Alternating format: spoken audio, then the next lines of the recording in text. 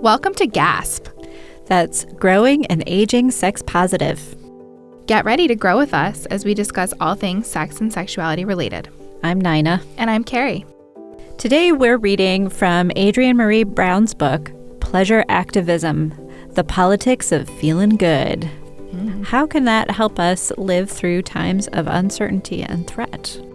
And remember, we want to hear from you. What's on your mind? What questions or thoughts do you have about sex and sexuality?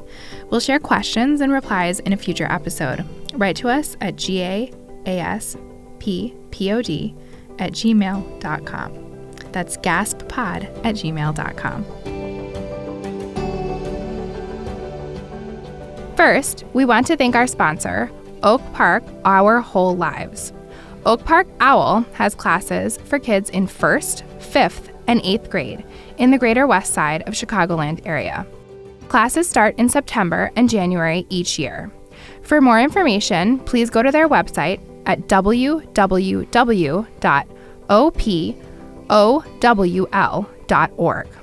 Now let's get into it.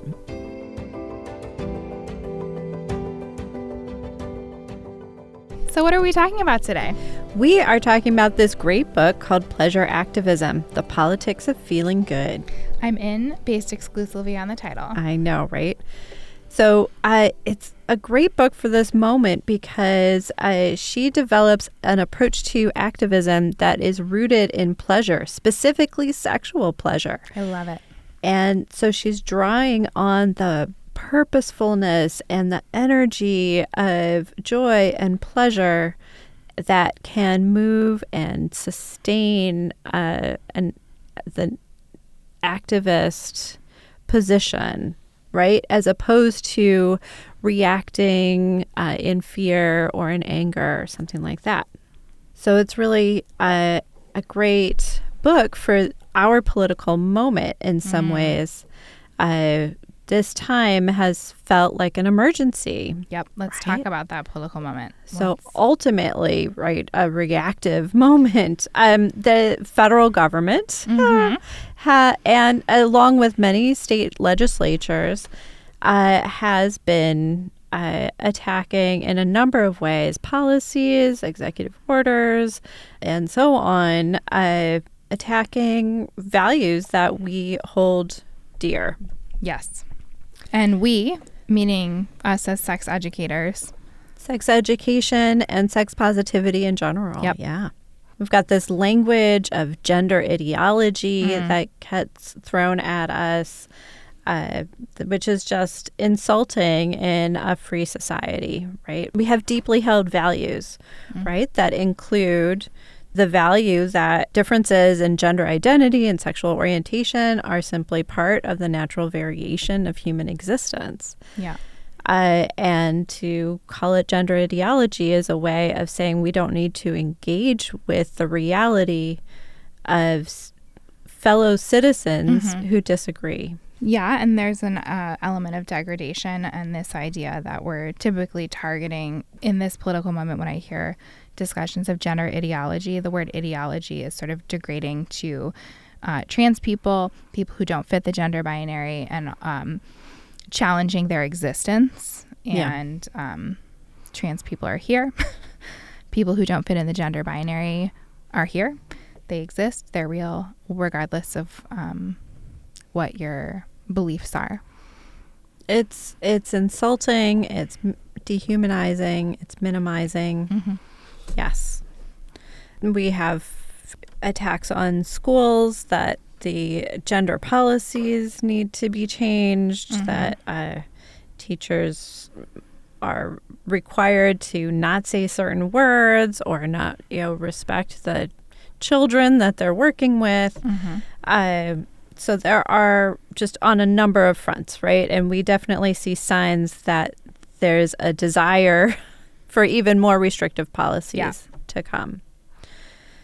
We've got a Department of Education that is directly citing Moms for Liberty, which is a designated hate group, and referred to our approach to sex education as rogue sex education, which is, it's fun, but also... Fun and also deeply serious. Yeah, right?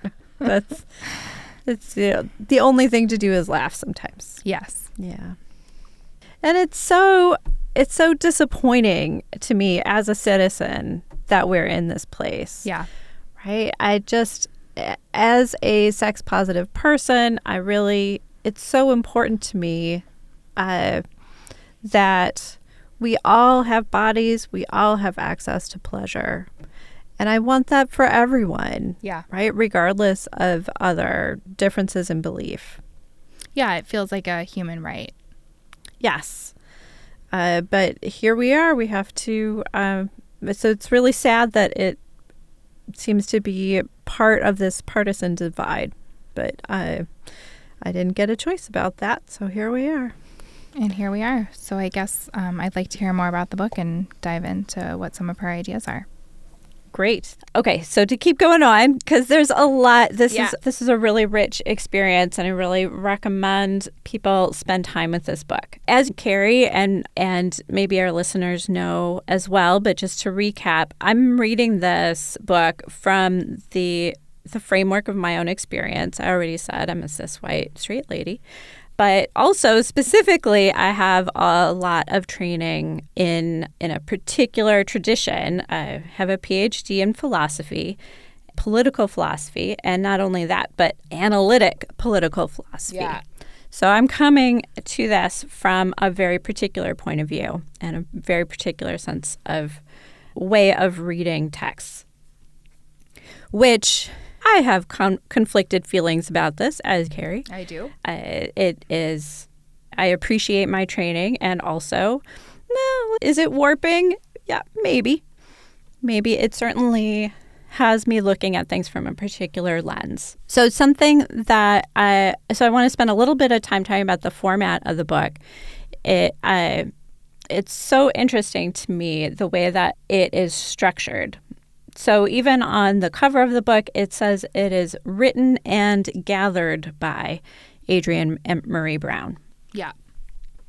And what that means is that it incorporates a number of different voices, a number of different media, but it's also not simply an anthology. It's not just different points of view that she's collected together. She has this sort of central theme that she is exploring and working on about pleasure as a generative source for activism. And she is interacting with other people in her circles, right, that she is learning from as she explores this theme. And she's inviting us along with her on that. So the book has writings from Adrienne Marie Brown, who's a very prolific author in a number of formats. It also has writings from other authors. It has some classic texts that are reprinted in full, especially Audre Lorde's famous essay called The Uses of the Erotic, which is something to check out. But it also has transcripts of conversations that she has with friends, artists, activists of different types. There's also poetry in there and art, visual art. Yeah, so it's like reproduced. A pretty wide variety of sources and media and people. Yes. Yeah. Yeah. And coming from my experience as an analytic philosopher, this is like everything that is missing from analytic philosophy, right? It is collaborative. It shows a process of growth of ideas rather than a kind of quote unquote final product. Yeah. It is exploratory. It's growing as you read. It is not a thesis with 3 points of argument and responding to counter arguments, and so it is not trying to persuade you to agree with the author's point of view, which is a mind-blowing experience in some ways coming from the background that I have. I love that. And I just want to call out that I don't know that this is true for all artists, but it sounds like a creative process. It sounds more like when people talk about like the thesis of their art show, right? Like it's this collaborative kind of compiling. Yeah. And it's not just the thesis, it's like taking you along for the process of creation, right? So if you think of a documentary film or something, sometimes that's the final product, right? And sometimes documentary films are their own argument. Yeah. Right? But this sometimes also... they even offer rebuttal to themselves within a work of art or a documentary, right? Yeah. Like they can complexify the topic without resolving it necessarily. Yeah, for sure. Yeah. I really find that exciting, and it's something that I find really limiting within the academic tradition that I come from. And which is one reason why I find so much interesting and exciting and good work happening, new ideas happening, and new ways of creating ideas happening outside of academia. It's something that I like about podcasts, right? We are messy and vulnerable and putting it out there. We are creating as we go. We're creating in public.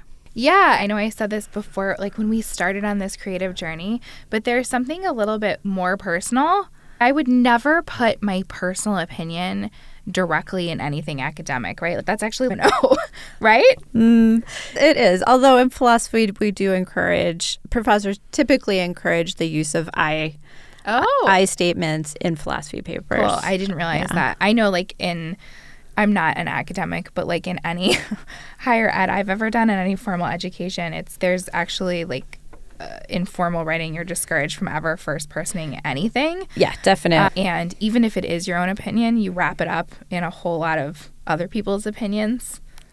To define yourself, but you don't say, by the way, I'm right. You never say, and this is the right way to do it. It's if you were smart and you read my details, you would just know. It would become obvious to you in the journey of this study that I'm right. Yeah. It's super interesting. And even when you're using I statements, there can be a certain amount of that, right? And a lot of philosophy and philosophic type writing and papers it's persuasive style writing, right? It's meant to bring you over to the author's point of view. Yeah. And in some ways that can be dominating. Yeah. Rather than an invitation, rather than allowing space for exchange and equality of ideas. Yeah. Interesting stuff. Thanks for calling out that perspective. Yeah. At the same time, I love it. So and these are ideas that have been swirling around in my mind for quite a while. But so reading this book, I also find really frustrating. Tell us why. Because I'm coming from this point of view, or maybe it keeps coming up in my mind. How do you deal with this counter argument? And I really wish that you would address this problem that I'm seeing in your writing so that I can understand where you're coming from better. So I'm hearing that conflict and opportunity for rebuttal has a ton of value for you. It does. That's how I understand people's ideas. Yeah. By working through them. Yeah. In this particular way, that we can find, I can see better where you're coming from through an exchange of disagreement. Yeah, I really like that. And I have to just say, I think that makes your perspective on the world a little unique, because I think it's hard. That's hard to honor that there's going to be conflict and then you rationally work through it. I think that in and of itself is a radical, a radical idea that doesn't just apply to academia. I think interesting. Many of us avoid conflict. Oh gosh, I totally avoid conflict in other parts of my life. Yeah. And it brings up certain emotions, and then you have to moderate those emotions. You do. Yeah. So interesting. So the book to you felt like there were things that you wanted to challenge, intellectually, not. Yes. I guess challenge, with thought. And there isn't really resolution to them in the book, is what I'm hearing. Absolutely. Okay. Yeah, exactly. Yeah. Okay, so to get into the actual content of the book, to talk about pleasure and activism. Yeah. So Brown really develop some of these points along the main theme early on, like the assumption that we all need and deserve pleasure, which is a basic belief that we... does that feel controversial to you? That doesn't. Okay. Yeah. No, this is a basic value in my life. Okay. Same. And with the acknowledgement that we need to prioritize the pleasure of those that are most oppressed, right? Who are farthest from their experience of pleasure in some way. And then justice and liberation are big concepts that are connected to pleasure, right? And that connection itself is significant, that we can access justice and liberation through pleasure, that those can be pleasurable experiences, right? That liberation is pleasurable. So I love this because it's something that's been bouncing around in my... And I guess I should say to listeners, I have not read this book. I've picked it up and read like a couple of blurbs out of it, so I was aware of it, but I have not read this book. So I'm approaching it probably like many listeners with no background on the book. But that is an idea that I've had bouncing around in my head that kind of motivated me to do like sex education. It's just this idea, particularly because I am a cis woman, the idea of like women's pleasure is so policed and politicized, and is for a woman to just enjoy her life and make choices that feel good is often super anti-establishment. And so I've been bouncing that idea around. So I'd like to hear about the author and what people specifically say about pleasure and liberation. I get it as a diffuse idea, but does she ask people how they do that? So it's not that focused, which is one of those frustrating things. Damn it, I want a list of actions. Yeah, right? Yeah. I want this spelled out. Like, how does this? Yeah. I want some very concrete pictures. She does in some ways. So, like at least half the book explores types of pleasure and modes of pleasure. There's a whole chapter on nipples and playing and exploring your nipples, playing with your nipples, along with the political implications of that, because nipples are very politicized. They really are. Yeah.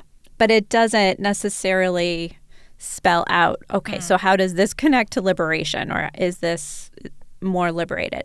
I find it really interesting. Like you were saying, I think that, what were you saying? You were saying that pleasure is liberating, that when we experience pleasure, we are more free. Yeah.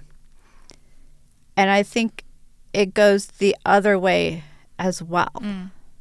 When we are more free, we can experience more pleasure.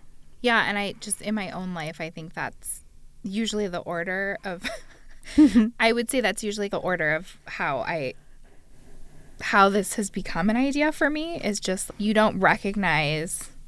If you're like on a socially prescribed path, you don't often recognize that it doesn't bring you joy, like until you feel more liberated, and then you're like, oh my God, this is really fun. Like it's like taking a vacation from work and you're sitting on the beach and you're like, oh my gosh, like I love sleeping till 10 a.m. and like having a leisurely morning and like not racing through traffic. Like it's that kind of feeling. When you let go of that pressure, you are able to access parts of like joy and daily pleasure that are hard when you're... That's such a great example. Thank you. So you started with, okay, I'm going to create circumstances where I'm able to sleep in for this day, right? And that's a kind of freedom, right? I'm going to not require myself to get up at a certain time at this day, right? And then the discovery of pleasure in that experience can follow. It can go the other way too. Yeah, of course. In this case, we might not have even anticipated the sensual pleasure of sleeping in or waking up slowly as opposed to jumping out of bed. Yep. So it allows room for discovery. Yeah. Yeah. Great.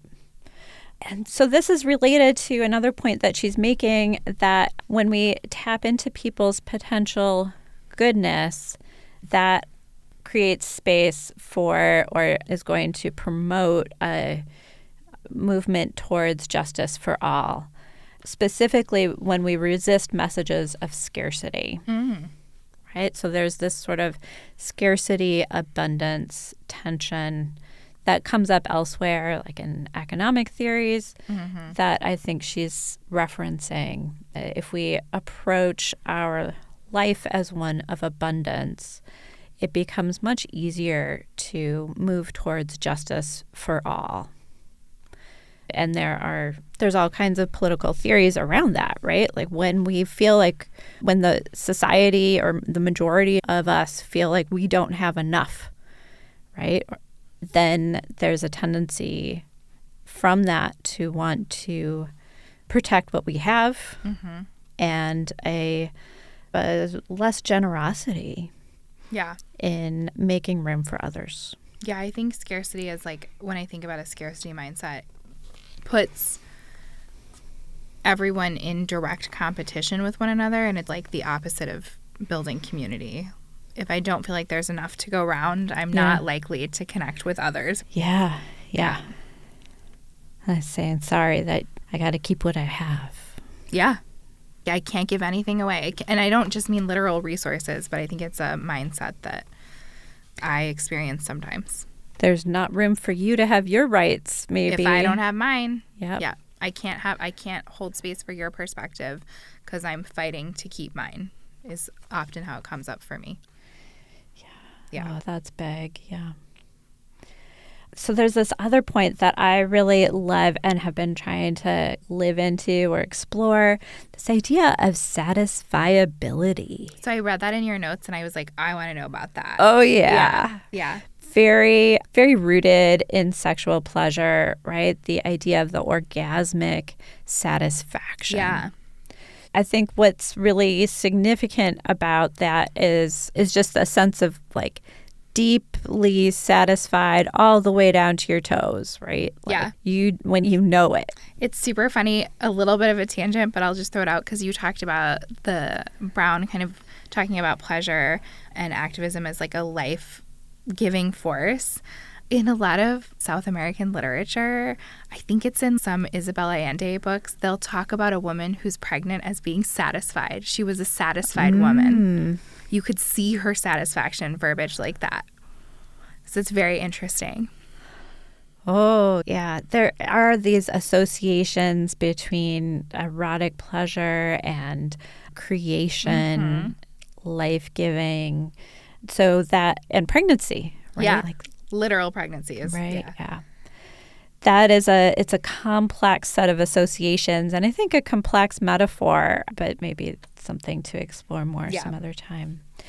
Yeah. So the idea of satisfiability, we have so many strong pressures in our society right now that work against the feeling of satisfaction, right? And that is like generational. Yes. Multi-generational idea of the drive towards progress, towards change, towards improvement, all works against the idea of satisfiability. Yeah.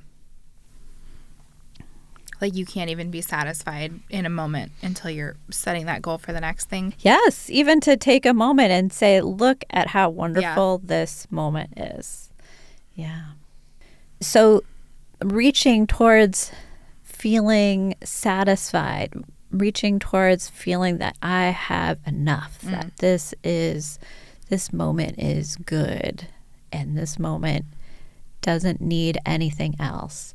One thing that I find really appealing about satisfiability is how different it is from perfection. Oh, yeah. Yeah.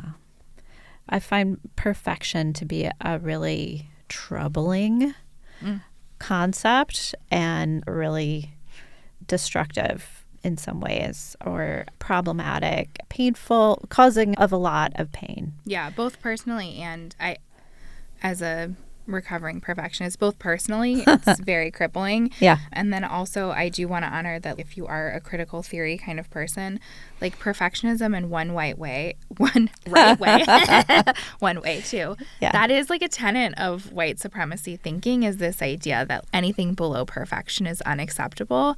And I for sure have felt that as like a oppressive force in my life. There's one right way to do things. And if you were a good person and you worked hard enough, you would do it right and it would be perfect and bad things won't happen. That kind of current. Yes. Which sounds like the opposite of this satisfiability. Especially that connection between perfection and control. Yes. I'm going to make it. Yeah. Right. Just behave. Just behave yourself. Follow the rules. Yeah. Yeah. For me, it's so interesting. So I connect perfectionism with a kind of anti-humanity. And I know there's these white supremacy culture roots as well, but I'm just thinking now about how we were talking about humanity a minute ago. And it is not an appropriate kind of goal for us as the kinds of creatures that we are. Right. Right? Humanity and humans are pretty messy and nuanced and complex and varied. Yeah. The idea that there is a perfect is not very realistic.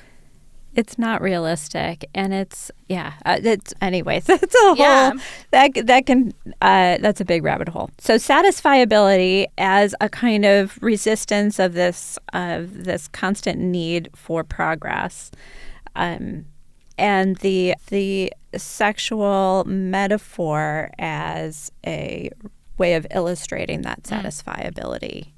I find really helpful in thinking about. So it's not meant to be a forever satisfied feeling, right? It's the satisfaction of a moment or a period of time. It does not imply that there is never a need for change anymore. Yeah. It also, Brown cautions that it's not the same as excess. So that there is some kind of need for moderation or balance there, which I appreciate pointing that out, right? So pleasure is a kind of sweet spot. And if there's a kind of too much indulgence, then it becomes less pleasurable. So the spiritual experience of pleasure needs a kind of moderation. One of those sorts of issues I have, or I wish that she would talk about more, is how we identify that balance, right? Because there's also a risk of being satisfied with something that is less than enough. Yeah, and as you were sharing that information with me, where I go, I think I have like a negative view of the word like moderation. It does feel a little like tangential to control. And who's to say what's the right amount of pleasure and when it's like hedonism. And so there is like nuance there, because I think, and this again is a big idea that comes up for me in sexuality education, but there is always like an underlying kind of socialized fear that I have, that it's you don't want to be too cavalier about sexuality in a way that does harm, especially to young people. So it's like, where is moderation? What's the correct amount of information? When do you tell people this is the line where you're engaging in risky behavior, right? There's all kinds of stuff packed in there for me. How much nuance to give at a certain age. Yeah. If you just tell the whole truth and nothing but the truth. That's not what we're really going for as teachers, helpful. as educators. Yeah. And I worry about the concept of satisfaction that is underdescribed as reinforcing a status quo that maybe we shouldn't be satisfied with. I also have this practical problem as you're discussing with me, and you'll probably laugh because it's a really literal practical problem. Is orgasm satisfaction? Does everyone experience orgasm that way? I don't know. I've only got the one human experience that I have. And what does that say about like sexual energy and behaviors where pursuit of orgasm isn't the goal? That's not what's satisfying. Or somebody experiences multiple orgasms. Yes. Or there's so many like literal problems I have with this in my head. Is like, I want to be satisfied a little more. Yeah. What if you want to be satisfied 8 times? Yeah. What if the moment is a 4-day vacation with your lover. There's some stuff there for me that's who's to say what satisfied is. I don't know what that says about me. I guess that's limit testing. It's like, how satisfied do you mean, really? When is it excessive? Can we have a little more, please? Yes. Yeah. Yeah. Yeah. So this is all like really exciting and draws this beautiful vision, but then also we still are, hey, in an emergency, and many of our values are under threat. And so it's not really a moment for satisfaction, it feels like. So if anger and fear are appropriate, then I worry about how those fit into this vision. She does say at one point that what she calls the embodied no can be justified and important to acknowledge, which is really powerful, right? An embodied no, where we say no with our bodies. But all she says about that really is that this just stops the conversation. It doesn't move us forward. So it doesn't help us know where we're going next. Yeah. That feels more complicated as a concept for me. Yeah. And maybe it's not the focus of this book. Maybe you need another book for that. Yeah. But then that's a little discouraging. Then that suggests that there's less here for us in this moment. So what I try to see in this is this idea of moving forward, right? That's what I'm trying to take from it here, is that that pleasure as a generative source for activism is moving us toward building something new, right? There's that creation, that generation that will do more than make a statement of, no, you will not do this to me. That through pleasure and through joy is where we find our direction forward. Yeah, so the pretty much half of the book is really exploring pleasure in this way. I mentioned the chapter on nipples. There's one about sex toys. So it's about exploring types of pleasure, modes of pleasure, while acknowledging the political implications of that. And that's significant because we are not very tuned in as a society to pleasure. Or maybe I should acknowledge that when I say as a society, I'm thinking more specifically about the dominant white society, white portion of society and white culture, which is definitely, like in my experience, the idea of accessing pleasure or pleasure being prioritized is very complicated. Super complicated, and I did not grow up in a community or culture that was very puritanical or had those overt messages, but I definitely have spent a lot of time in the Midwest and that Puritan kind of Protestant idea, pleasure is a distraction from hard work, and hard work is the only way to get close to God. So that messaging is actually pretty strong for me, that often pleasure and progress are fully separated, are considered to be, they don't go together and they can't go together. Pleasure gets associated with laziness or with sloth. Yes. Or hedonism, greed, all that kind of messaging. Go back to work. Why are you out there having fun? This is important stuff, but specifically for what we need right now, the needs of the moment, I was looking especially at the implications for politics and political practice, right? She doesn't do a lot of this, right? This is not a book that's actions to take. Number 1, call your senator. Number 2, get involved in local politics. Yeah. This is not that book. Nothing wrong with that. And I definitely personally really respond to what I think of as the kind of deeper meanings behind those practices. But also would like some how-tos sometimes once in a while. Yeah. So there's this section that is called Pleasure as Political Practice.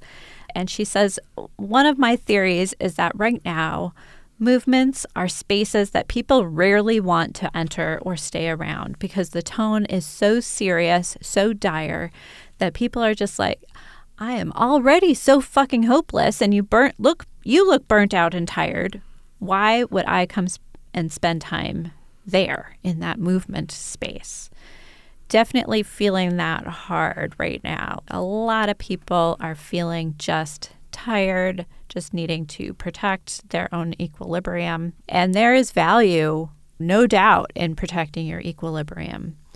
So there is a particular, although there is a lot of fear and a lot of anger, it is maybe especially important now to try to find ways to transmute that into energy and joy. I've been thinking about a lot of that in the direct political and like activism in my daily life in this political moment and this social moment, about the idea that, like, for sure, if you're asking people to join you, which ultimately is what, like, I just carry, what I want when I'm participating in any kind of political activism is I want people to join me in community, and I'd like us to be moving towards like a shared goal, right? I don't want to alienate people in my attempt to move like towards a better world, right? The better world includes other people for me. And it's super difficult in this moment because often I don't have grace for other people right now because I do feel tired and burnt out and I feel a lot of anger. And then I think like these spaces, especially there's like this wokeness like competition of who's the most woke. And then I have often had this sensation like, why are we all arguing amongst ourselves? Yeah. And it's the opposite of pleasurable. And it is like, how do I get people to see a shared joyful future so that it doesn't feel like an argument amongst everyone showing up and being like, I want the world to be better. And then we're having like a brawl to like how to get there feels, what am I asking you for if it's not for joy and moving towards a better?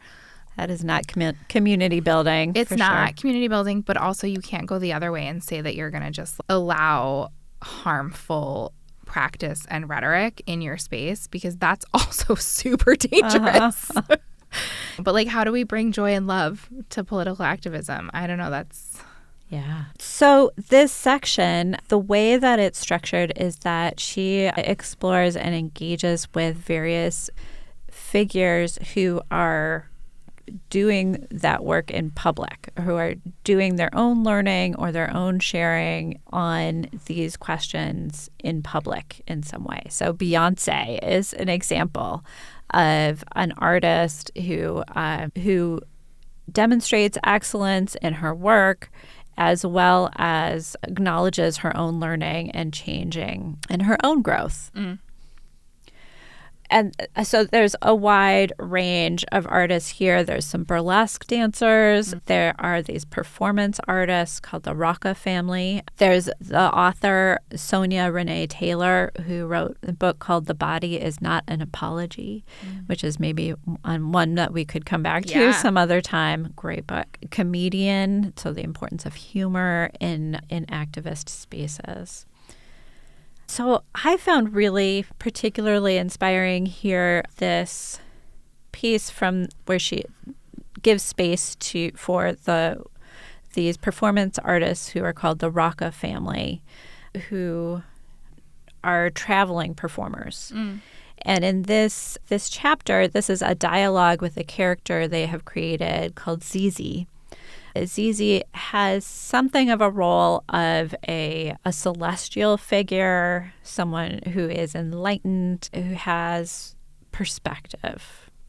Now, they don't want to, I think, give too much authority to this character, Zizi, because that is not what they're about. So they call Zizi an alien who has been sent from the head of the space committee to interact with humans on Earth.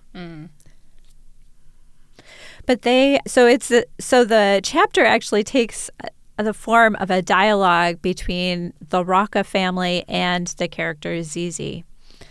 And they express fear here. They say, we feel afraid. We feel a fear of being seen. We feel fear of seeing others, right? This idea of fear. And I think there's a racialized element to that, in that it can be scary to be seen. These are, I think they have Middle Eastern heritage, which can be really put you in a position of being afraid to be noticed. Yeah, to be marginalized there's real teeth to showing up as yourself. Yes, yeah. And fear of being stopped, of being prevented from moving around the country in the ways that they choose. Fear of being forced to go back to a place where we no longer belong, they say. How do we manage this fear? So Zizi responds, "You shall never be free of fear. Instead, what we can do is face the fear, befriend that fear," right? So living next to one's fear, acknowledging what it says for us, acknowledging the care that it comes from, and directing the energy that fear brings into living. There's something there about taking that experience of fear and transforming it into a life-giving energy. Not easy to do. Not easy to do. And I think I want to acknowledge that I have a strong reaction to this. Okay. In that I think, so it smells a lot like kind of shadow work that people will talk about in spirituality and sometimes in psychotherapy. And I think that in order to embrace fear, we also have to be careful about talking specifically about marginalized group, that it is a privilege to be safe enough physically, emotionally, spiritually to do shadow work. Like those are either privileges that you were born with or that you've carved out space to sit with fear. So I guess I have a strong reaction that it's very nuanced and balanced. Like I definitely wouldn't look at the most oppressed, marginalized, struggling groups in our country and be like, this is an opportunity for you to sink into your growth mindset. Like it's... Yeah, especially if that message is coming from you and me. Yeah. I, as a white lady, should not be like, if people just sat with the fear of being oppressed, then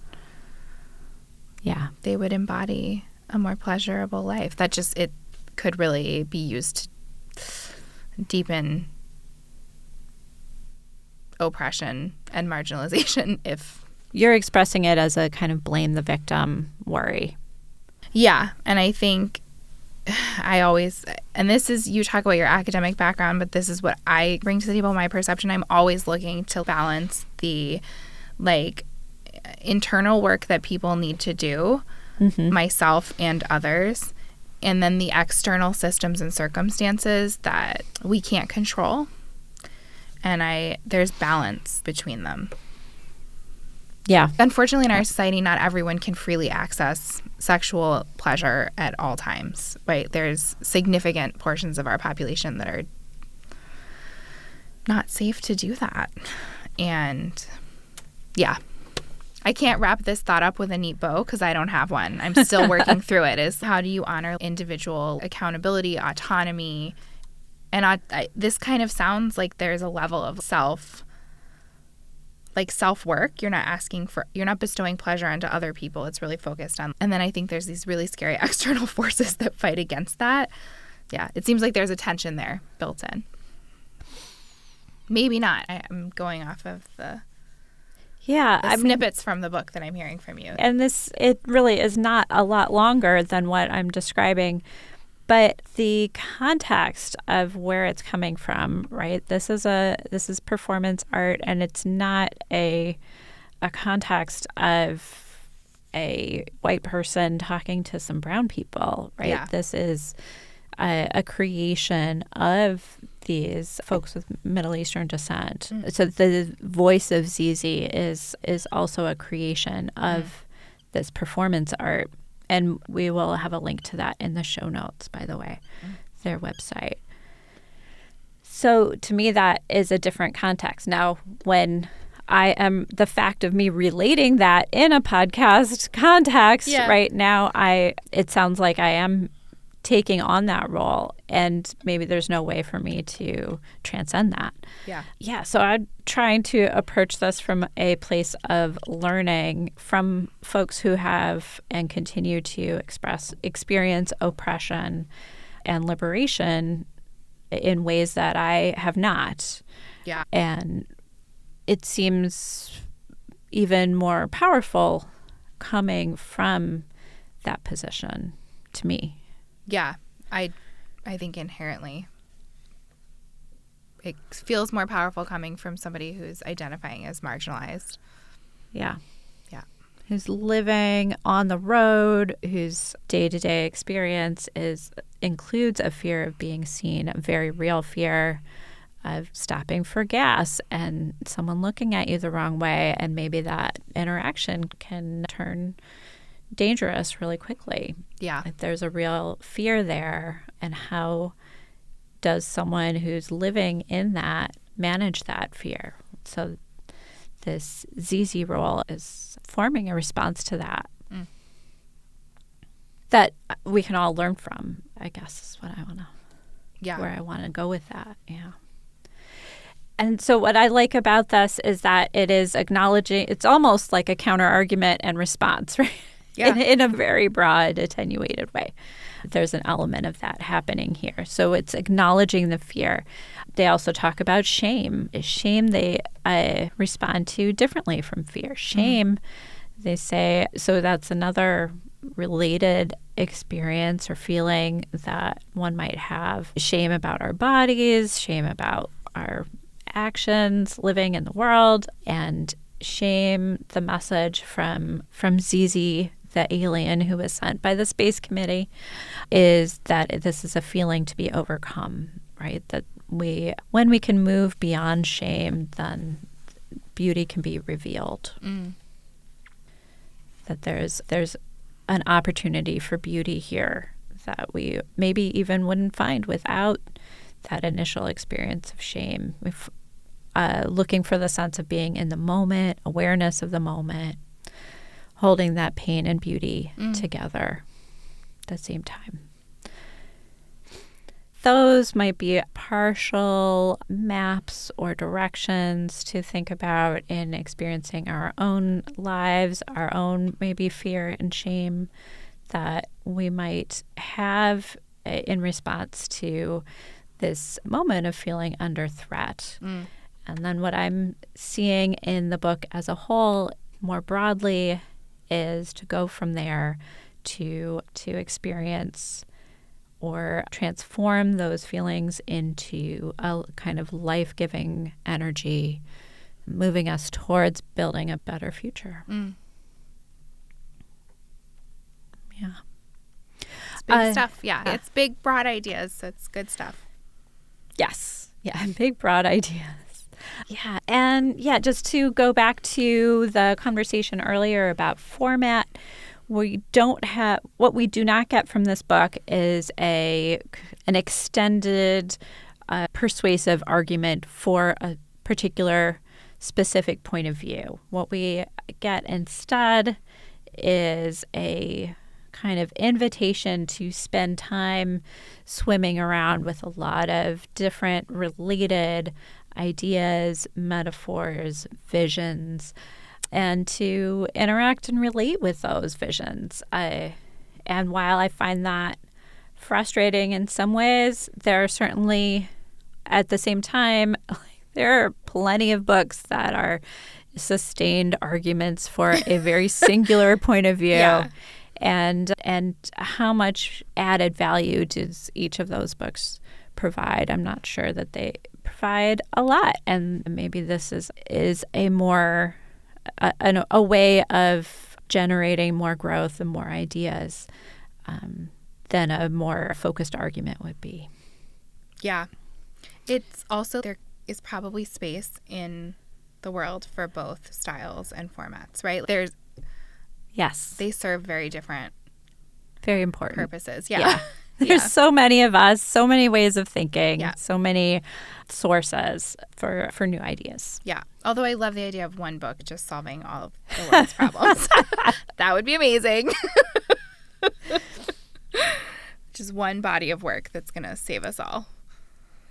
So just to wrap it up, I'm going to just quote from this little bit of a poem in here by Adrienne Marie Brown called Sex Ed, since it seemed appropriate. Your pleasures will grow with you. Never say never. Whether voracious or sated, you are whole, unbroken. Be a lifelong lover to yourself. Let others join you. Always celebrate your miraculous body. I think that's a beautiful note to end on. Yeah. Great.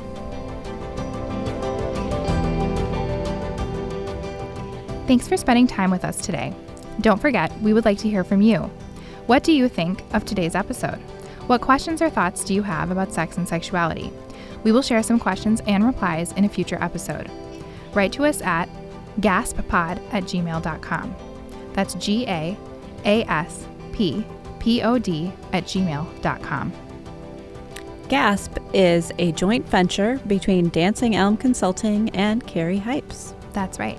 And also thank you to Motion Post Inc. for editing and to the Oak Park Public Library for providing the audio booth. Thanks also to our sponsor, Oak Park Our Whole Lives. Oak Park OWL delivers comprehensive, inclusive sexuality education to youth and families in the Greater West Side of the Chicagoland area. For more information, check out their website at www.opowl.org. Take care of yourself and others. Talk to you soon.